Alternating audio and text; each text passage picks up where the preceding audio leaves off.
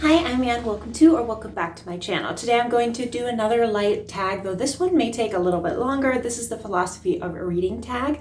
This was done by Anna from The Blurb from the Serb, which I watched her video maybe 3 months ago now, and even though I wasn't officially tagged, she did say anyone who's watching this who wants to do it is tagged, so it counts. But it was just really interesting and insightful tag that delves into the philosophy of reading, which I love philosophy and I love reading, so it makes sense that I would want to do this. However, I would try to be short because there are quite a few questions. There's like 20 questions, and I'm sure I'll have a lot of thoughts for all of these. Also, still trying lighting tactics. I have like the light that was back there up here. So we'll see how it works. I don't know. And then the sun's shining in, so you can see like the blinds.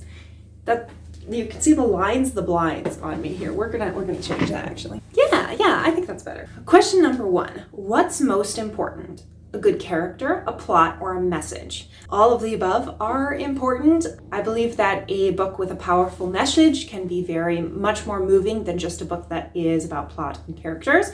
However, I would say the one most important aspect that every book should have, and if they don't, I don't really enjoy them, are characters. Even if the message is great but the characters are bad, or the message is like super heavy-handed, I will not enjoy it. Same thing with plot. I may enjoy plot and think it's important, but if it has a great plot and bad characters, I still probably won't enjoy it. So yeah, definitely characters. Number 2, should one read books about ideas or opinions they disagree with? Oh yes, of course. And I think this is rather an impossibility to get around. Even books I absolutely love say things I disagree with. For example, Crime and Punishment, probably my favorite book of all time, Fyodor Dostoevsky.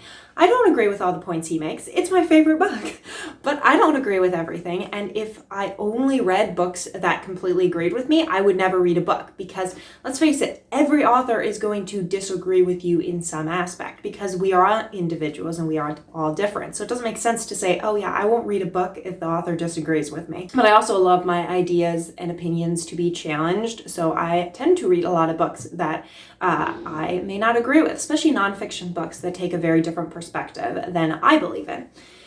Number 3, as tech advances, what do you think will be the role of books? I don't see the role of books actively changing. However, we do see books becoming shortened and being replaced by shorter information. So it's a lot easier to go on your phone and look up, oh, here's some information on like YouTube or on Google on how to remodel a house, as opposed to going out and buying a book about remodeling a house. So in that sense, I think technology has changed the way we interact with books. However, I do not think it has completely gotten rid of our need for books, because I still think books are entertaining and they give us a very different experience than movies. So you might say, oh, movies are replacing books, but they really aren't.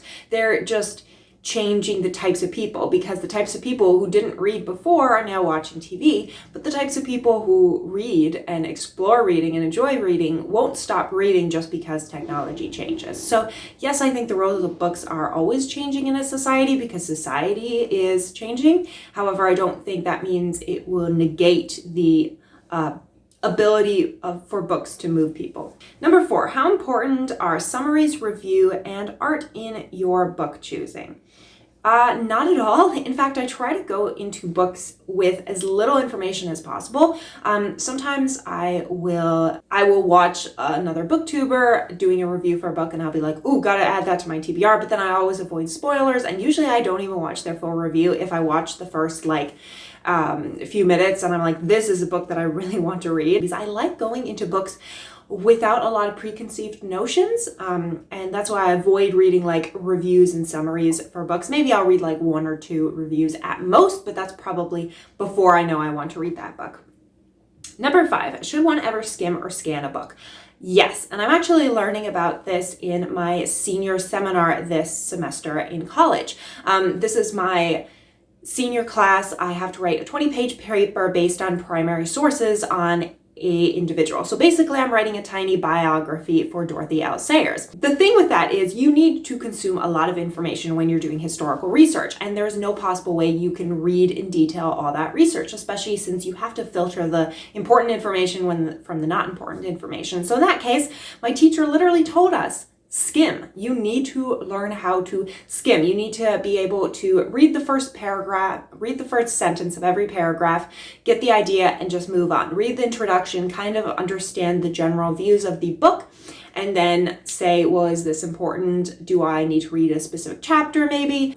On the more fictional side, there are a lot of books that aren't really worth reading in detail. Yes, there's a lot of books that you want to read in detail. You want to see that they expand your mind. But then there's other books that they're filled with a lot of filler. Or if I'm reading a trashy romance book, I don't read that many of them, but if I'm reading that, I should have the ability to say, oh, I'm not super enjoying this, let me just skim the rest. Or I am enjoying this, but I don't want to take a lot of time to read this, so let's just skim it. So I think there are times where you should skim and times when you should read in detail. Number 6, should reading always be enjoyable? Not necessarily. I think it's the way you go into a book, your perspective on a book. If you go into a book saying, oh, I'm being forced to read this for school, this is horrible, I hate this, you're probably not going to enjoy it. But if you go into it saying, yeah, I'm not going to really like this book, but let's see how much I can learn and gain from my knowledge of this. I took a geology course in college, and even though geology is interesting enough to me, I took it basically because it was one of the easiest science courses. And boy, let me tell you, the textbook was pretty boring. It wasn't a bad textbook. It had a lot of pictures, which I appreciated, but it wasn't a great book. But I went into it saying, ooh, here, what can I pick out that I can use later in some of my fiction books that I'm writing? So I think it's all about perspective going into books. If you are determined not to enjoy a book, you won't enjoy it. But then I also think not every read has to be enjoyable. There are different reasons to read books, and it may be to gain knowledge even if you don't love the writing style. Number 7, is it important to be well read? Not necessarily. There's always this argument between the book smart and the street smart, and I think there's an argument for both, but I think there is a balance. So I think a person who is simply well read is not a well-rounded individual. You need to have experiences in life outside of reading. One of my teachers in college, he always says, you need to travel because you will experience so many things, so many different cultures if you travel outside of the US or whichever country you come from. So in a sense, yes, I think it's important to read and to be well read, but I don't think that's the end all and be all. You cannot learn to ever read and still have a meaningful and educated life. You could be a very wise person even if you don't know how to read. So I don't necessarily think that being well read is the end all be all, but I do think it's important to read. Number 8, what is your book buying process? Currently this year I am in a no book buying year. So I'm not buying any books until I get my TBR down to a certain amount. So currently I don't have a book buying process, but when I was actually buying books, I didn't have much of a process. I tend to get most of the books that I add to my TBR just from the library, and most of the books I buy are impulse reads that I go to thrift stores where they're super cheap, and maybe I know the author, maybe I know the book and I've read the book and enjoyed it. Maybe I have read other books by the author and really loved them, but I tend not to buy a whole lot of books that are simply recommended to me on BookTube. Usually I don't buy them. I get them from the library, and then if I really enjoy them, then I'll say, well, someday I'll buy that. Number 9, what is your reading process? I sit down and read. This is a weird question. I don't have a reading process, to be honest. I talked about this in my previous tag where I will read absolutely anywhere. I can listen to an audiobook. I can get really cozy and read, or I can be, right before class on my phone with an ebook and just reading that. So I'm all over the place with my reading process, I guess. Number 10, how do you use what you read? That's an interesting question. I would say it depends on the book. There are some books that are simply used for enjoyment in the moment, and then after I've read them, I just put them to the side and kind of forget about the details of the book.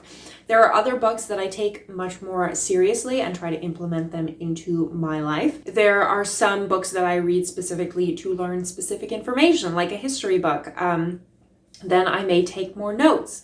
I may say, okay, this has this information in it, so when I need this information, I can come back to this book. Number 11, if you could download a book to your brain, would you still read? That's interesting. I mean, the way technology is going, maybe that's a possibility in 30, 40 years. Who knows? I would say yes, because part of the enjoyment of reading is using it to relax, to go on an adventure, and that's something that you need time to process. It's not something simply downloading information into your brain. It's really feeling. And I feel like that's where technology often deviates from human need, because we need to have human connection. We need to have emotions involved. And technology is computers. There may be humans behind the technology sometimes, like with social media, but it's still a computer, and it has its limitations with making human connection. So I would say that no, I would not stop reading simply if I could download a book into my brain, because I probably wouldn't have that emotional connection to reading. Number 12, what are your views on rereading a book? I love rereading books. I just never seem to take the time, because I have so many books I want to read in my life that I'm like, well, I could reread this book that I've already read and already gained a lot of information from, or I could read these hundreds of books that I have on my TBR. So I've realized that I just have to decide between the two, and oftentimes it's read the new book instead of reread the old one. Though I do want to eventually, especially when I get my physical TBR down a lot, I do want to go back and reread some of my favorites, and I do sometimes go back and reread my absolute favorites. I've read Pride and Prejudice maybe 4 or 5 times since I was like a teenager. And there's a few of when I was younger, I reread books a lot more because they were just fun adventures. So yeah, I think it's important to reread books. I just don't as much. Number 13, what makes a book good? I think the best types of books make you think, but also feel natural. So I don't want them pushing an agenda down my throat. But if they have a powerful message, I think that elevates a book. Also, good characters, good plot, all the basics we heard in question number 1. If a book has that, it tends to be good. If it has good stuff in it, good aspects, good descriptions, good pacing, good information if it's more of a nonfiction, but also having that element of an entertaining read. And on the flip side, number 14, what makes a book bad? I guess all the things that in the previous one I didn't mention. For one, if it is forcing a message down the reader's throat, don't like that. If it has bad characters, not bad characters in the sense that they're evil or bad people, but more of as if they're underdeveloped and things like that. If there's bad plot, if it's poor writing quality, things like that, that makes it bad. But I will say there's I may dislike a book, but there's very few books that I've read that are inherently bad, I believe. Because I see merits in every single book, even if I don't personally enjoy it. 90% of books I've read are arguably good books. But I also think one of the worst types of books are ones that push a narrative, in a sense, get society to believe something that isn't true. And I think those are the worst books because those are actually dangerous. Those are actually harmful to a population when you're propagating these lies. And I won't get into politics or things like that, but Yes, those are probably the books that I would say are inherently bad. But for the most part, even the bad books aren't really bad. Number 15, how do you feel about not finishing a book? Depends on the book. I tend to try to finish as many books as possible, but sometimes I will literally start a book and within 25 pages, I'll say this is not the book for me, and then I'll put it down. However, if I am like 50% of the way in, I will probably just push my way through because I've put so much time in the book already, I might as well finish it. So it definitely depends for me with the book, but I have no problem DNFing a book in general, but I tend to try not to. Number 16, should the author's personal life matter at all? Yes, of course. In fact, the more I learn about different authors, the more I see their personal life weaves into their fiction.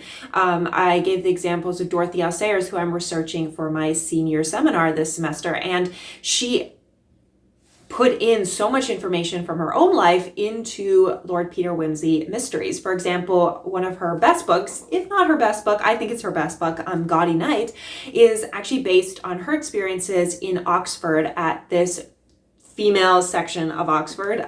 She was one of the first women to receive a degree at Oxford, but she put a lot of her information, a lot of like the political, social debates into Gaudy Night. So I think every author puts their life into their books. So in that case, I think, yeah, it's important to understand their life if you're really interested in them as an author, especially learning about where they come from. If they come from a specific religious background or a political background, you can definitely tell a lot about their writing and see that into their writing. So if the author is much more liberal, you will usually see those social elements in their books. So I think in that sense, yes, it's important to know where an author is coming from in their personal life, because that doesn't mean you shouldn't read their books, but it means that, oh, you need to understand these are where their biases, this is where their background and their information that they got. Number 17, if you could only read one genre for the rest of time, what would it be? I'm not sure if this could be one genre, but I'm going to say classics in general, because classics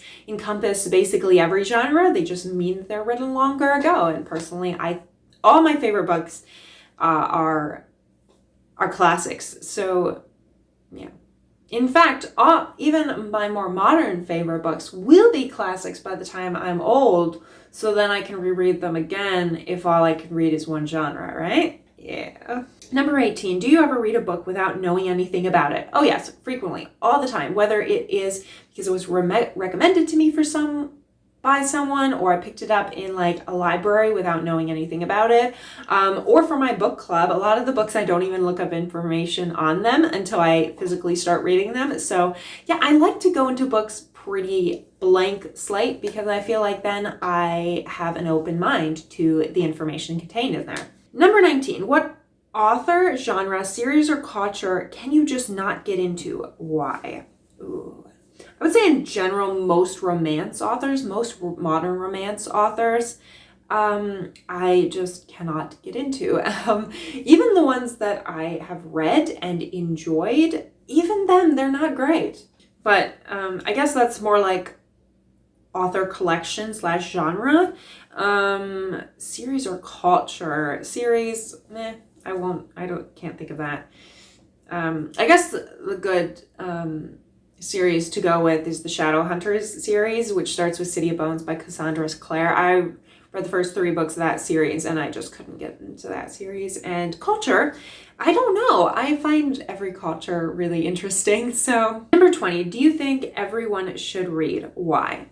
Yes. And I think all of us do read to a certain extent. That may be just a short news article on our phones, so it may not be a physical book. But I do think it's important to read and expand our understanding of the world through reading, especially since our brain development is enhanced a lot just by reading. There's been a lot of studies that have been done that talk about the benefits of reading. So yes, I would say everyone should read. All right, so there we have it. I'm not going to tag anybody, but if you want to do this tag, I'd love to hear your thoughts. I'm sorry, the sun is just all over the place. So I'm sorry if like the lighting is horrible in this video.